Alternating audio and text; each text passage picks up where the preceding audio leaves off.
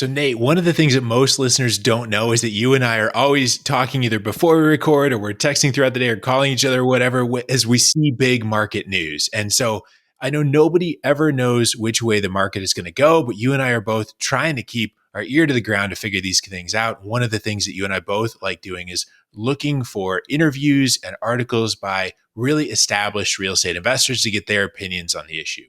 One of the ones that you and I came across was an article by Barbara Corcoran, who's famous from her role on Shark Tank, but also a very solid real estate investor. And she is predicting that prices will eventually go way up as interest rates eventually decline. Buyers coming back to the table, frenzy restarting. I know with your realtor hat on, you lived through the frenzy of 2021, 2022. You think we're going back there? Like, what do you think is happening? It's hard. I see it from both sides because on one hand, it feels like prices have gone up so fast and are at such a high value today that it just feels like we can't possibly go up from there, right? There's just like that gut check of like, wow, values have gone up so much. How can we possibly continue to rise?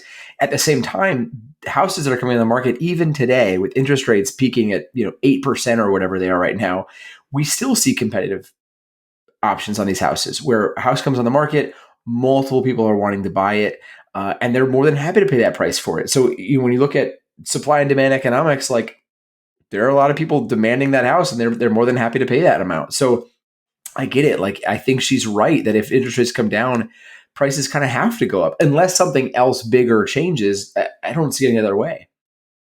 Yeah, it makes sense. I do wonder, at least looking at my market and how things are behaving here for me locally, I'm seeing differences at different price points in the market. So higher price point houses, that things that are like double the area median, those houses tend to be sitting on the market for a minute and there just aren't as many buyers and aren't as much demand for the higher price point homes.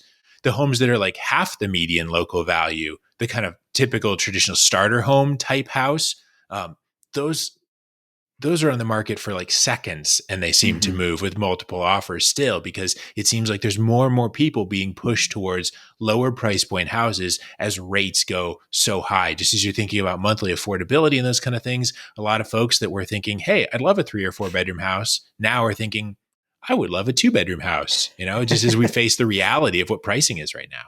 Yeah, especially when you start looking at that monthly payment. I think most people think in monthly payment. And when those interest rates go up, that's kind of the first thing that you start thinking about is, well, now my monthly payment is this. So now my budget is this. But what about investors, David? I feel like this is also impacting us as investors. Like, what are some of the strategy changes that you're seeing? Yeah, I think that that's tough because it depends on how you define investor, right? Like if you are a house flipper, then it's really important to have these kind of buyer sentiment things in mind so that it may not be a great time to flip high price point houses. It might be a great time to flip kind of more affordable housing in your area. At the same time, if you're thinking about it with investor defined as someone that buys and holds property, it's getting tough to find cash flow with interest rates at this price point. So I think that folks that aren't as worried about mortgage rates because they're buying in cash, there could be advantage there. I think that we may even see some of the inverse of this, that if interest rates continue to go up, could it freeze things even more? And could it put some sellers in a tough position, folks that need to sell and can't sell at the pace of 2021, but still kind of have those lingering expectations? They might be able to let something go a little cheaper just to get it to move. And so if you're in a position to be patient and wait for a really good deal, you may be in a good position as an investor to buy that, knowing that hopefully at some point, you can refinance your rate to a lower rate. Yeah, all great points and things to kind of keep an eye on. It just, again, further evidence that our market continues to be a little bit weird and we have to adapt as we go through.